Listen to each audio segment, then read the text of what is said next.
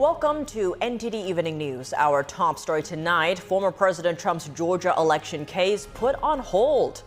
A Georgia appeals court pausing the proceedings while it considers Trump's bid to disqualify lead prosecutor Fani Willis, effectively delaying the trial until after the presidential election. Prosecutors in the Hunter Biden criminal trial presented more evidence of Biden's addiction around the time that he bought a gun. His former girlfriend testified that she saw him smoking crack cocaine every 20 minutes for 3 days. Our legal correspondent has the latest. President Biden kicking off a multi-day trip to France, how he could use his key speech to contrast himself with Trump as the campaign heats up. And what's next in U.S. aid as Biden is set to meet with the president of Ukraine. Iris Tao reports from Paris. Democrats are coming to President Biden's defense today, creating a slight divide within the party. This after progressive lawmakers criticized Biden for his executive order on immigration. The Texas governor releases a first-of-its-kind most wanted list of illegal immigrants. NTD has the details coming up. And third time's a charm, Boeing successfully launches its first ever astronaut flight after 2 previously failed attempts. What's next for the crew and shuttle?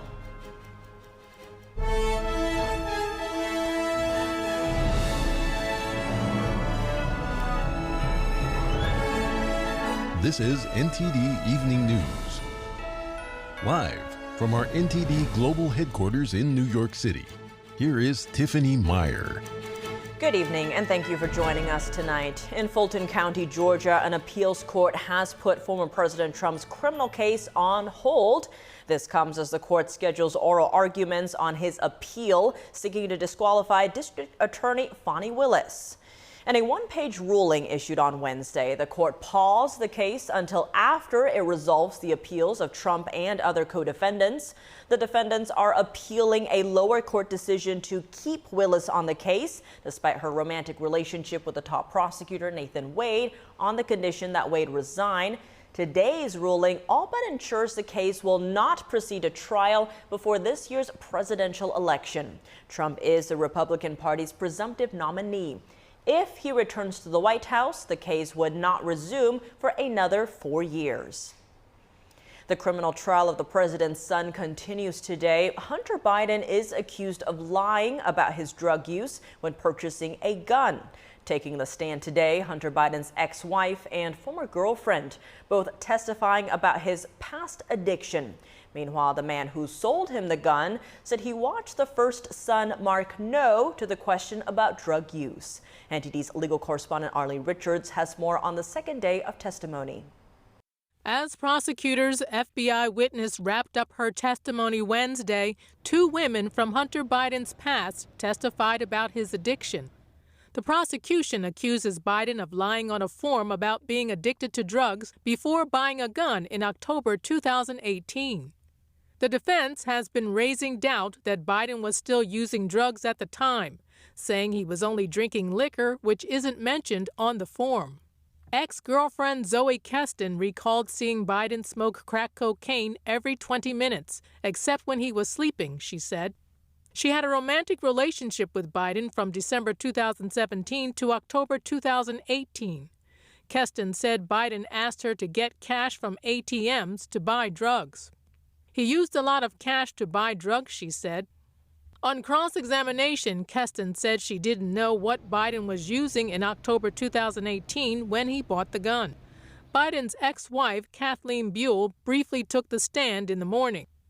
Her testimony confirmed that Biden was using crack cocaine as early as 2015. She said she found his crack pipes around the house and in the car, but never saw him smoking. Biden's attorneys said the president's son didn't fill out the entire form himself and that the boxes were already checked no. Former gun store clerk Gordon Cleveland, the man who sold the gun to Biden, testified that he watched Biden mark no on the question of whether he was addicted or using illegal drugs, and that Biden didn't show any confusion about answering it. On cross-examination, Biden's attorney didn't get to ask about the form. Cleveland will resume his testimony on Thursday. Earlier in the day, the FBI witness testified on cross-examination that she didn't have firsthand knowledge about whether Biden got help filling out the form. Arlene Richards, NTD News. President Biden now in France for D-Day commemorations, but another focus of his election year trip will be to highlight differences between himself and former President Trump. NTD's White House correspondent Iris Tao has more from Paris. And President Biden on Wednesday landed in Paris as he said to mark the 80th anniversary of D-Day on Thursday in Normandy. He'll meet with veterans who fought in the largest military invasion by sea in history and thank them for helping to defeat the Nazis in World War II. Allied nations are pulling out all the stops for this year's anniversary as it could be the last major commemoration in which D-Day veterans, who are now nearing 100 years old, are alive to bear witness. The White House says it will give Biden an opportunity for him to say thank you directly to the veterans who saved democracy, saved the free world, and set the stage for the decades of peace and prosperity that followed. Biden will also give a major speech on Friday at Normandy American Cemetery, which is technically American soil since the French gifted this land to the U.S. after the war. The theme of the speech will be freedom and democracy, and targeting audiences at home in the U.S., as Biden will try to frame the war as an existential fight between dictatorship and freedom. Biden's expected to seize on the occasion to stress contrast with his 2024 rival, former President Trump, who Biden's campaign is casting as a would-be dictator, a term that Trump has also used to attack Biden. Biden will also meet with Ukrainian President Volodymyr Zelensky, both in Normandy and next in Italy at the G7 summit. The White House says that's to tell Putin that he cannot divide allies of Ukraine, which the U.S. has just recently allowed to use U.S. weapons to target Russia inside its territory. They need more air defense, and we are working on that. And they need a continued flow of weaponry, which we are going to supply to them. We can also expect President Biden to target Trump, though perhaps implicitly, when it comes to supporting Ukraine and strengthening alliances like NATO. The White House says Biden will talk about the dangers of isolationism and how failing to stand up to dictators would make the U.S. pay a great price. Reporting from Paris, Iris Tao, NTD News. Democrats are divided in their support for President Biden's new executive order on immigration. The most progressive Democrats are now criticizing the president. But how exactly would the executive order actually work? NTD's Ariane Postar has the details. Doing nothing is not an option. We have to act. President Biden on Tuesday announcing executive action to tackle the immigration crisis. Multiple members of the Progressive Squad think his steps are too strict, such as Representative Pramila Jayapal, who said this. I am profoundly disappointed in this executive order. It is a step in the wrong direction. Now on Wednesday, some Democrats came to Biden's defense. Senator John Fetterman directly responded to Jayapal's comments. Well, of course, she's entitled to her own opinion, but it does also seems that some of the harshest words for the president in this situation seems to be more coming from very safe and blue, very kinds of places. And I never thought it was unreasonable for any Democrat to want to make our border more secure. Democratic Representative Jared Moskowitz suggested that some of his colleagues might be showing signs of hypocrisy when it comes to immigration. By the way, I didn't hear a lot from Democrats when we were trying to pass the bipartisan bill from the Senate. Most Democrats were behind passing that. But now that Biden's doing it alone, they're critical. Look, I think what the president's doing is the right thing to do. The executive action works by not allowing any asylum applications between ports of entry. Immigration authorities should now be turning back illegal immigrants, since the daily average of encounters is over 2,500. The last time the daily average was below 2,500 was in January of 2021, the month Biden took office. However, there are some exceptions to that rule, such as for unaccompanied minors. And another big one, if migrants say they face persecution and torture in their home country, then they're still eligible for asylum. But in that case, officers have to conduct a special interview, which takes more time, as Andrew Arthur with the Center for Immigration Studies tells NTD. There are just over 1,000 asylum officers to conduct those interviews. They take about 2 hours to do, and an asylum officer can do about 2 to 3 a day. So The agency just doesn't have the bandwidth, and so consequently, DHS is probably going to continue to release migrants into the United States even after this rule takes effect. On top of that, when former President Trump tried implementing something similar, courts struck it down. Arthur says he thinks the same thing will happen here. Ariane Pastar, NTD News. Texas released a top 10 most wanted list of illegal immigrants. The governor's office said the list is part of a new effort to find and arrest dangerous repeat offenders. NTD's Jason Blair has more. The list was released on Wednesday and is a collaboration between the Texas governor and Texas DPS.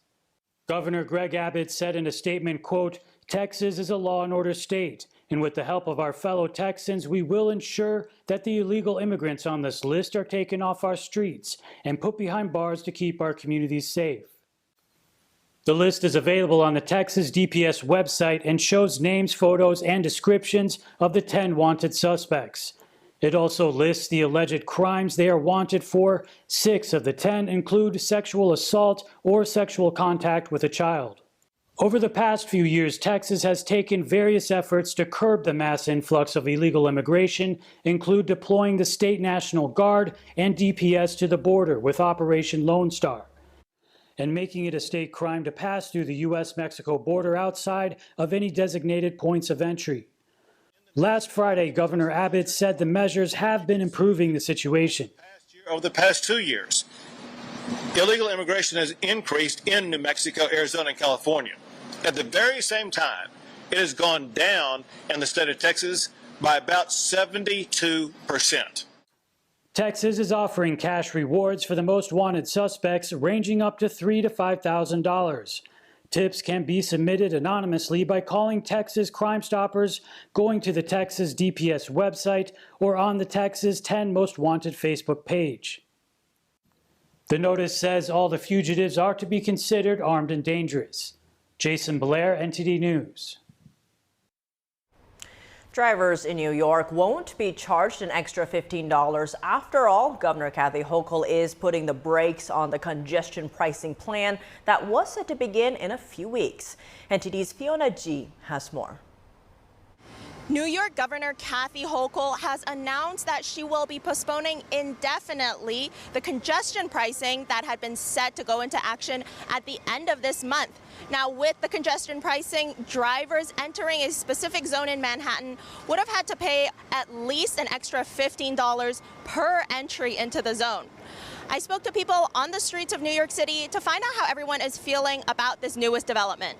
I have mixed feelings on it, so I obviously think it's important that we cut down on car consumption in Manhattan. But as someone who has a car, who lives in the zone, it's kind of hard for me because I live here, so I have to go in and out of the zone constantly. It's becoming more of like a pedestrian kind of city. Easier to walk and bike. So, less cars are good. I have my own selfish reasons why I don't want it to go into effect, but I think it's fine if it eventually does. One thing that I thought about is I think there's the price changes at a certain time. And so I think at 9 o'clock it becomes much cheaper. So I think if it goes into effect, you're going to have people waiting to come in at 9 o'clock, and then there's going to be a rush of people. So of course, as a driver, I don't want that price because the quality of the road, the quality of this traffic, everything is very bad. So as a driver, I don't want to pay extra. Because the world right now is crazy. No money, no nothing. And I think the government do the right thing. For people who come just to visit the city or something like that, okay, that's okay, because they will pay just one time. But for people like me that work and needs to come many times a day, it's affecting our salary. This is a good idea. I think they should do that on motorcycles too. $5 or $10, whatever. The noise goes down. Number 2, the pollution goes down. Number 3, if they don't have anything to do, they can take public transportation unless they have to carry all the stuff in a car like me, I do. So it's a good thing, but they got to reduce down the tickets on the streets. Somehow they got to give back to the people because people, they don't do well. And $15, that's almost $450 a month. That's a big chunk of insurance payments for cars for their families, groceries and all that stuff. Had congestion pricing been implemented at the end of the month as originally planned, it would have been the first law of its kind in the United States. But now it is unclear when or if lawmakers will re-implement congestion pricing. Fiona G., NTD News.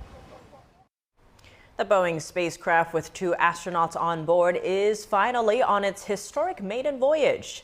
This morning's launch of the Starliner craft comes after previous setbacks, including a scrub of an attempt last Saturday. NASA's administrator posted congratulations on social media to his agency Boeing and the United Launch Alliance. This is the first crewed test flight of the capsule. It also represents only the 6th maiden voyage of a crewed spacecraft in U.S. history. Astronauts Butch Wilmore and female astronaut Suni Williams are on board. They'll spend more than 24 hours aboard the 15-foot wide capsule before docking with the International Space Station. It will be a week-long test mission. Coming up, a historian joins us to discuss former President Trump's verdict from a historical perspective. We take a look at historical episodes from Napoleon to President Richard Nixon when we come back.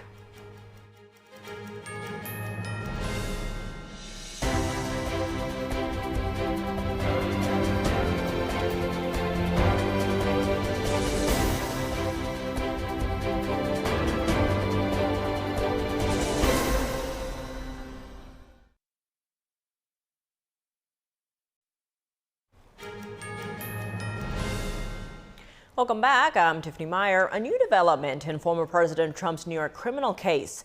Manhattan District Attorney Alvin Bragg wants Trump's gag order to remain in place until after sentencing and post-trial motions.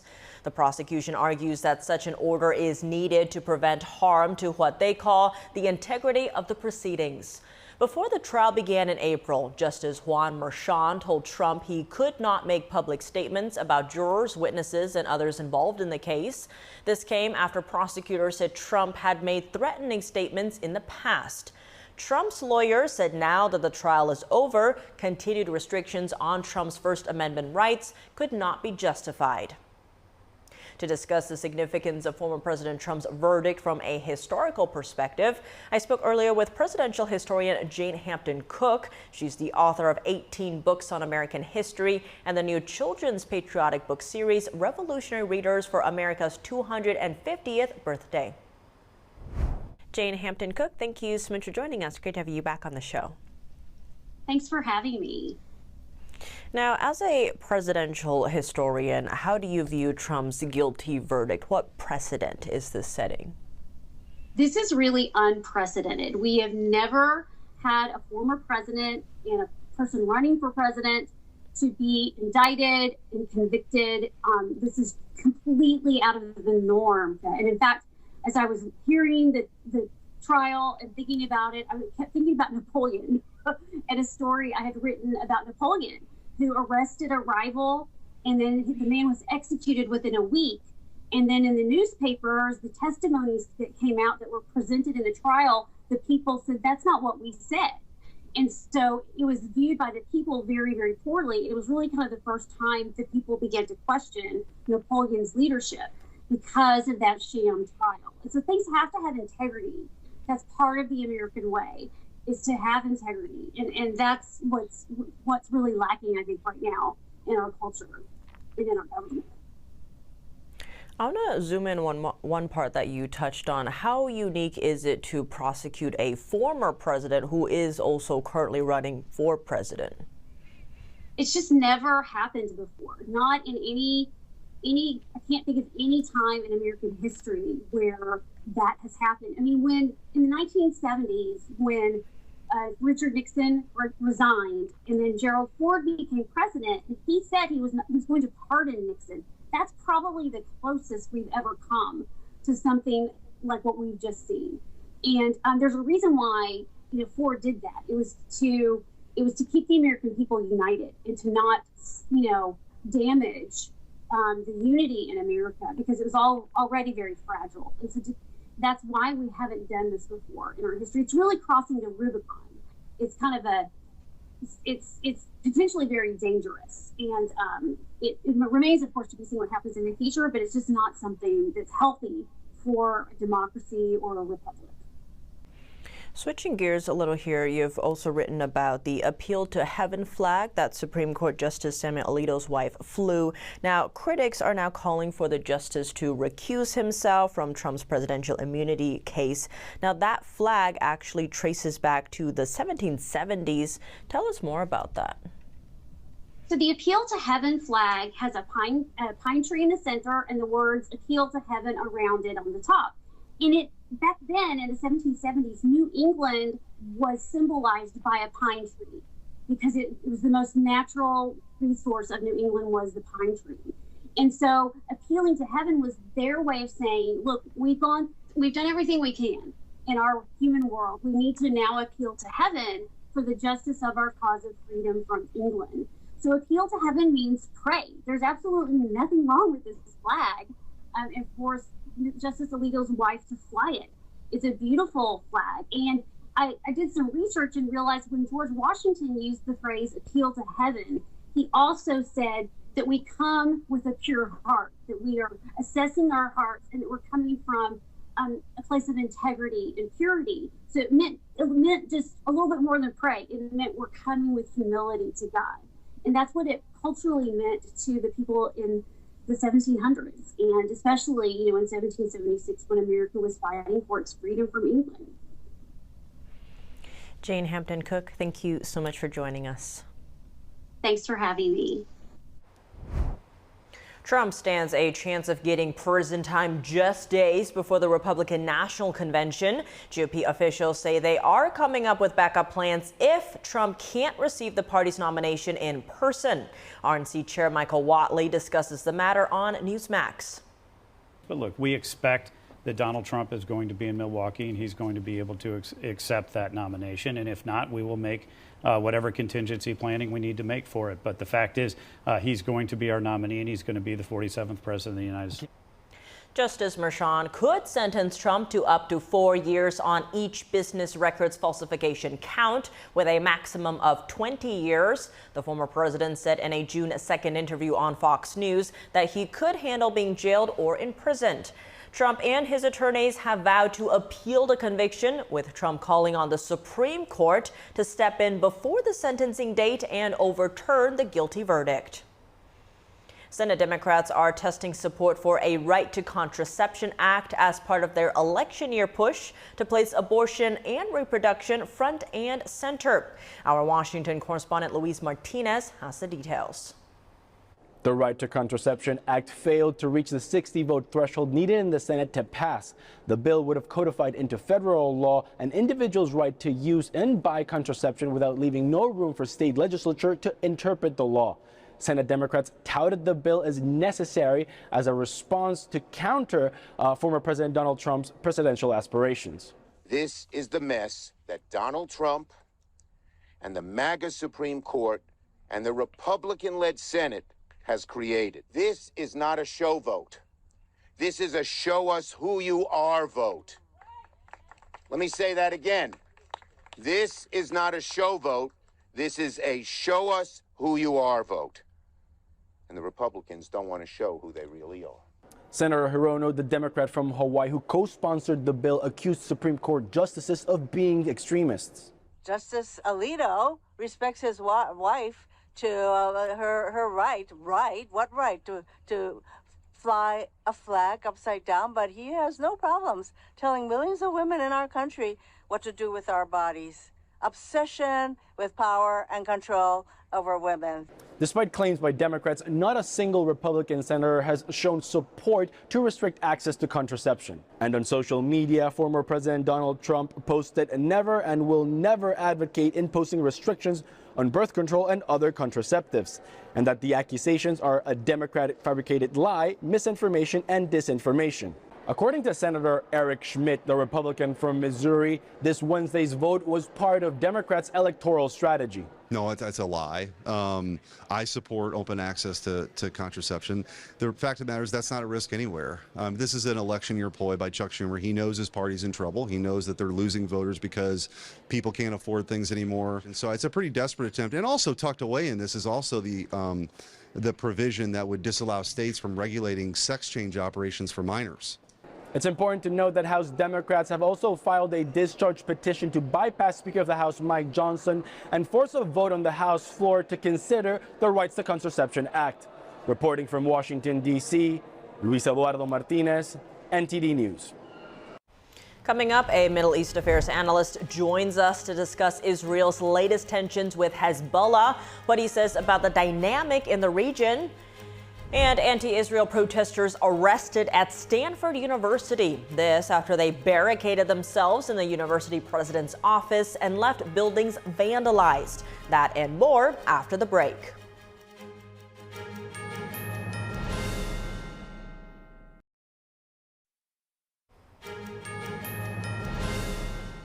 Welcome back. If you're just joining us now, here's some of today's top headlines. A Georgia appeals court paused former President Trump's RICO case. That's while it considers his appeal to disqualify Fulton County District Attorney Fani Willis. This means the case is unlikely to go to trial before the November election. Day 3 of Hunter Biden's gun trial included witness testimonies from an FBI agent, Hunter Biden's ex-wife, ex-girlfriend, and gun seller. Both of his former partners testified that Hunter Biden used drugs. Democrats were divided after President Biden announced his executive order to tackle the illegal immigration crisis.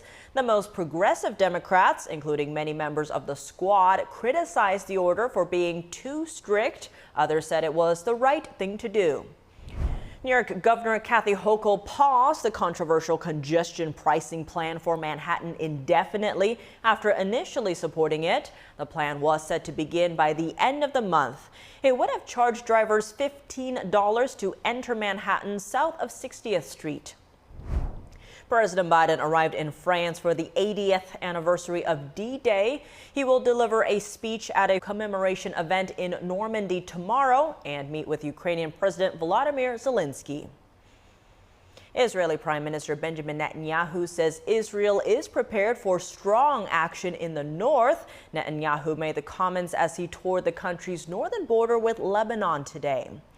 Israeli towns near the border have been a frequent target of rocket and drone launches from the Lebanese terror group Hezbollah. Many of the towns have been evacuated. Rockets set off massive wildfires this week, burning swaths of land across northern Israel. Iran-backed Hezbollah began launching rockets at Israel a day after the war in Gaza broke out, following Hamas's October 7th attack on southern Israel. Since then, Israel and Hezbollah have been trading fire daily in violence that has pushed the region to the brink of a wider war. Joining me now to discuss rising tensions in the Middle East is Gerard Filitti, Senior Counsel at the Lawfare Project and Middle East Affairs Analyst.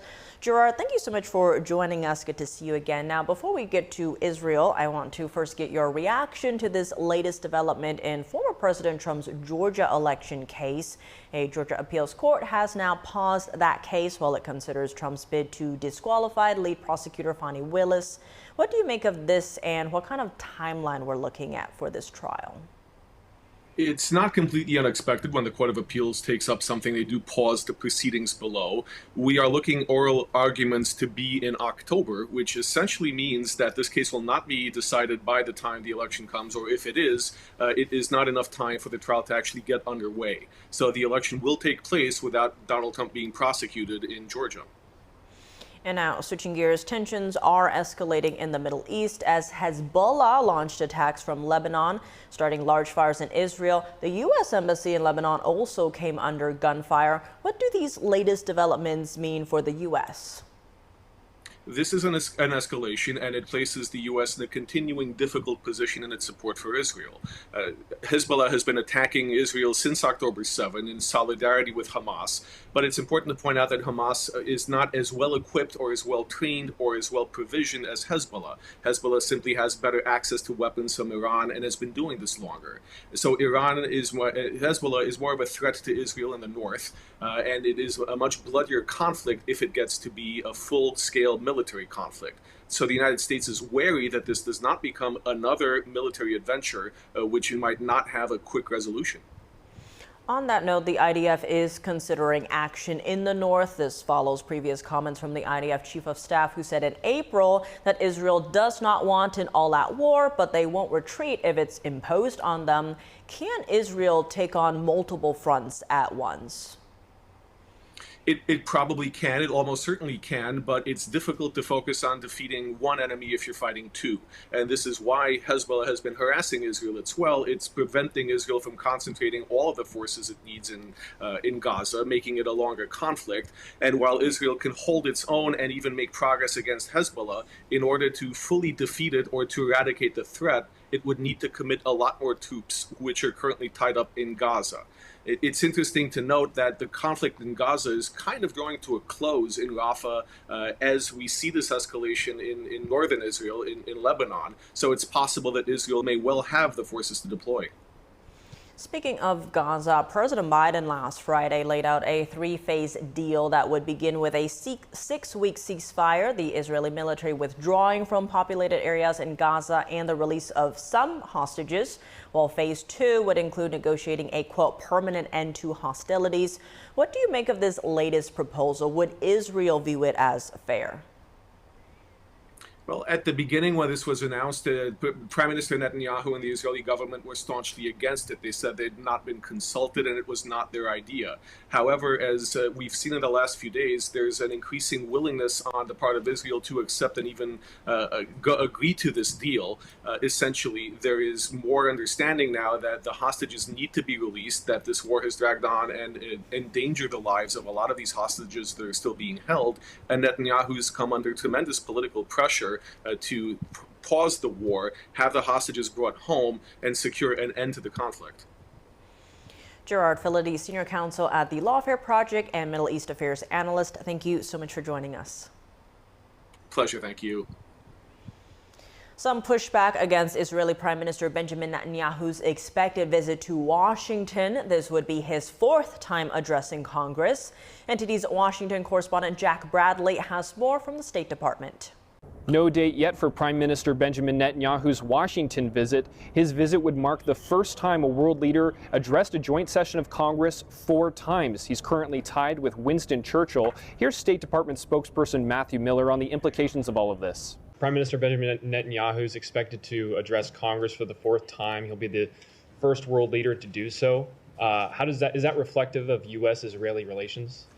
So we do have, as I've spoken to many times from here in the past, a long-standing partnership with the Israeli government, and there are deep-standing people-to-people ties between the American people and the Israeli people. And as it pertains to a speech to Congress, ultimately that's a matter for Congress.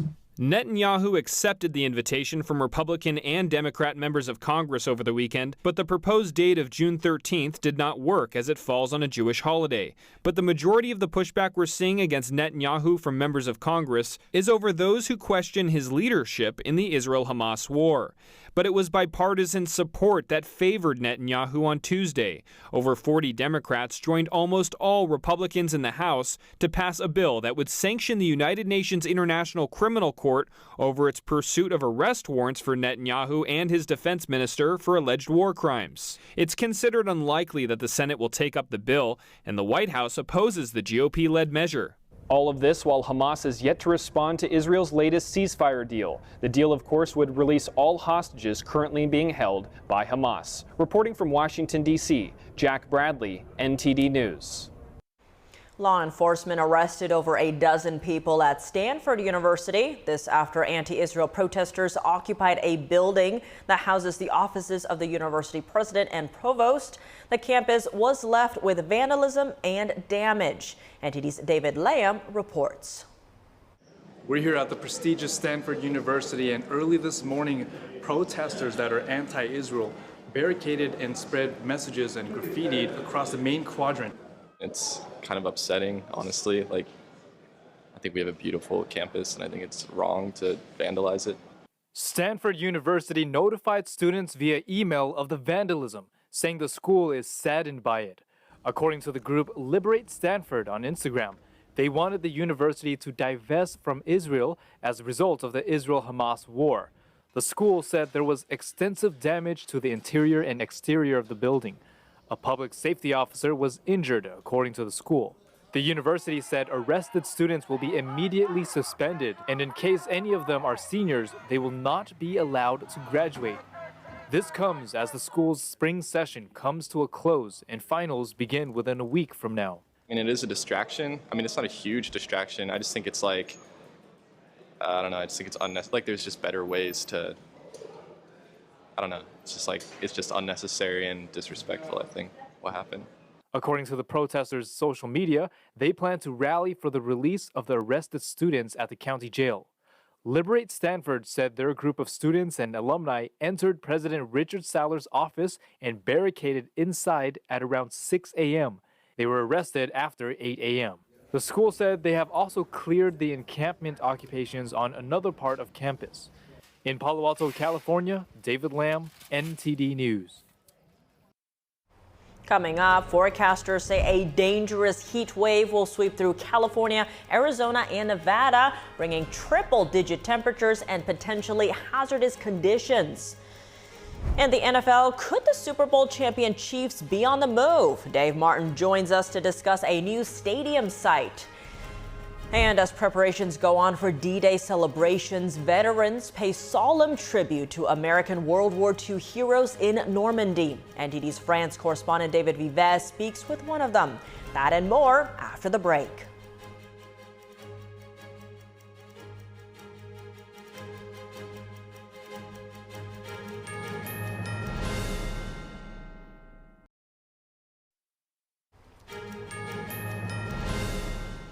Welcome back. I'm Tiffany Meyer. The first major heat wave of the season has arrived earlier than usual in the U.S. and is expected to roast much of the country's southwest this week, producing triple-digit temperatures. NTD's Christina Corona gives us an update on the weather and how to stay cool. With triple-digit weather expected in many parts of the Southwest nearly 2 weeks before the official start of summer, millions of Americans were warned on Tuesday to curb outdoor activity and stay well hydrated. Forecasters predict temperatures in the Southwest may exceed 110 degrees in some areas by Thursday. By Wednesday afternoon, regions from southeast California to central Arizona experienced their hottest weather since last September, with record highs threatened from Las Vegas to Phoenix. Excessive heat warnings are in effect from Wednesday morning through Friday evening for parts of southeast California, southern Nevada, and Arizona. Climate scientist Daniel Swain says the heat wave's impact is greater now because people haven't yet acclimated to such high temperatures, which are more typical later in summer. This is an early season heat wave and represents a fairly sudden transition from milder conditions this spring. So some places may see record-breaking heat for early June. He says that while the West Coast summer is usually dry, heavy rain in Washington and Oregon is causing flood watches. This unusual rain will soon be followed by potentially record-breaking warmth, creating an uncommon combination of heat and humidity. Sacramento residents share their ideas for staying cool during the heat. A lot of parents are doing different things with their kids to cool off, so maybe museums, indoor things when it is just way too hot to be outside. It's supposed to be a really, really hot day. So we're out here just trying to get some outdoor time in before it heats up too much in the late afternoon. During a heat wave, you can cool off at various places, including libraries, shopping centers, larger stores like Costco, and designated cooling centers. Always remember to stay hydrated and take precautions to stay safe in extreme heat. Christina Corona, NTD News, El Monte. And now for your sports news, we're joined by NTD's Dave Martin. Dave, a lot going on today in sports, but let's start in tennis as Novak Djokovic will reportedly undergo surgery on his knee. How does this affect his summer schedule with Wimbledon and Olympics coming up? Yeah, it sounds like Wimbledon is in doubt. That's according to an ESPN report that says he's having surgery today on a torn meniscus. Now, he would have less than 4 weeks to recover because it starts July 1st. Now, the Olympics tennis, though, that starts July 27th, much more likely. Djokovic, if it's one thing he's missing on his resume, it's an Olympic gold medal. Now, he did get a bronze finish in 2008. But another factor in this is the tennis surface. The Olympics, for the first time since like 1990, is going to have the surface going to be clay. Now, Wimbledon is grass, the French Open is clay, so this is like the clay court season right now. So it seems likely that he want to continue on that. And as well, even Rafael Nadal, this is his favorite surface, and there's floated the possibility he could skip Wimbledon as well to continue to train on clay in preparation for the Olympics. So we'll have to see. They could be without their two biggest stars there. Well, moving to NFL news, the Kansas City Chiefs could be moving across the Missouri border to your home state of Kansas. Should Kansas lawmakers approve this plan, would a move like this affect their fan base? You know, Tiff, I still remember as a kid the day I found out that my beloved Chiefs and Royals both played on the Missouri side of Kansas City instead of Kansas. Now, let's just say it was a very long day that day, but eventually I did get over it. But for this proposal, we're still talking about the Kansas City area. I mean, right now, the New York Jets and New York Giants both play in New Jersey. Both used to play in New York. I'd argue the Jets should change to the New Jersey Jets. They probably pick up a few more fans that way because they lag behind the Giants. But back to the Chiefs. This has come up because a recent vote in Missouri to have taxpayers pay for renovations to their stadium failed. Ditto for the Royals. So it's put a little bit of doubt where their future would be. I think most Kansas City, Missouri fans would rather have the team in Kansas City, Kansas than take off to some other metropolis area. Staying with the NFL, Commissioner Roger Goodell has talked about adding another regular season game to push it to 18. Now, Indianapolis Colts center Ryan Kelly seemed to push back against that today. What are the arguments on both sides? Well, for sure, for Goodell and the owners, it's going to mean more money. I mean, they get $10 billion a season just in TV revenue. Now, how much that increases from 17 to 18 games, I'm not sure. Now, I'll grant this would probably take away a preseason game, so the difference isn't going to be that great. But generally, you don't risk much starters in preseason action either. I think that's an issue for the players. Because if you're a season ticket holder, like I am, you have to buy the preseason tickets just as well as the regular season ones, and they are nearly as expensive. It can be a sore spot with a lot of fans. So I would be surprised if this happens also because the players, the last time when they went from 16 to 17 games, this is just 3 years ago, it narrowly passed the vote for the players. You know, the main reason is a long season, you get a lot of injuries, so that's their main concern there. Moving to the NBA, the Wall Street Journal is reporting that the league is close to finalizing a mammoth 11-year, $76 billion TV deal. What changes would this new deal bring? Yeah, to be clear, this Wall Street Journal report cited anonymous sources, and NTD has not been able to verify them. But if true, it would mean that TNT, which is owned by Warner Brothers, would be out of the NBA picture for the first time since like the 1980s. And their very popular show Inside the NBA with Shaq, Barkley, and the rest, I mean, that would be done. They would essentially be replaced by NBC, which used to televise the NBA back in the 90s. Now, they were the beneficiaries of Michael Jordan's 6 championships there that got very good TV ratings. Now, in addition, Disney and ESPN would continue their coverage, but also Amazon Prime was going to enter the foray as well, so they'd have 3 different TV providers.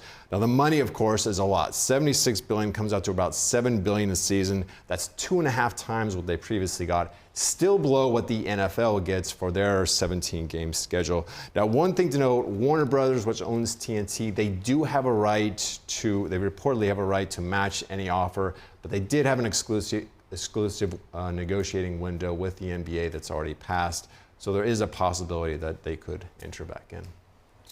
Dave, as always, thanks for joining us. Well, thank you, Tiff.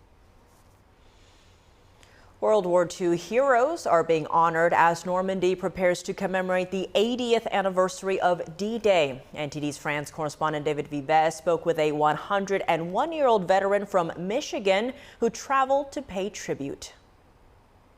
The shores of Normandy will welcome 25 heads of states tomorrow for the 80th commemoration of D-Day. Visitors have been coming from across the globe to participate in ceremonies and pay tribute. Major Richard Winters said, "Wars do not make men great, but they do bring out the greatness in good men." Winters led paratroopers from the 101st Airborne Division during D-Day landings. He played an important role in securing Utah Beach on June 6, 1944. On that beach, a private ceremony drew together dozens of attendees who paid tribute to the hero. World War II veteran C.O. Bauer was one of them. It was a solemn moment that drew some tears. And many of the youngsters and especially the women, they cry. And actually, they get me crying too. You can probably notice now how my voice is breaking, and that I'm so impressed by the ceremony that just occurred here to honor Lieutenant Richard Winters. Bauer was in the 95th Infantry Division. On November 8, 1944, Bauer participated in the ultimately successful assault against northern France's city of Metz. He was hit by shrapnel across much of his body, arms, legs, torso and head, and received the Purple Heart for his sacrifice. The 101-year-old veteran traveled from Ithaca, Michigan to Normandy. It's my duty for America and for the free world nations to be here as a World War II veteran. I thank my God for the opportunity to be here, and I humbly ask for a few more years that I might return again. President Biden will attend the ceremony at the American Cemetery on June 6th. David Vives, NTD News, Normandy.